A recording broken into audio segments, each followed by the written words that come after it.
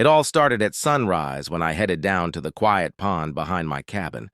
the same pond my grandfather stocked decades ago, and as I cast my line into the water,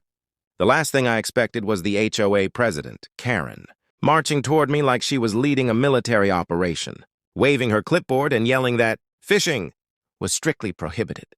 even though the pond sat entirely on my land. But she refused to listen and instead pulled out her phone and called 911, bragging loud enough for the birds to hear that she was having me removed by force. So I just sat back, kept fishing, and waited until two confused deputies pulled up, asking what the problem was, and before Karen could launch into another speech, I handed the officers the original 1973 land deed that clearly marked the pond as private property, which made both deputies raise their eyebrows as they realized Karen had just wasted their time.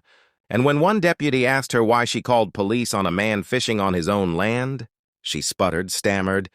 and blamed HOA jurisdiction, which only made things worse because the deputies reminded her she had no power over property outside. HOA boundaries, and the real payback came when they discovered she had trespassed on my land to confront me, meaning she was the one breaking the law, not me, so they escorted her back across the boundary while warning her she could face charges if she stepped foot on my land again.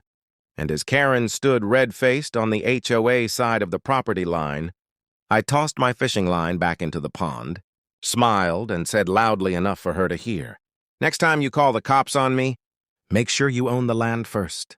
And she stormed off, promising to report me anyway. But the deputies just laughed, told me to enjoy my morning, and drove off while I relaxed, caught a giant bass,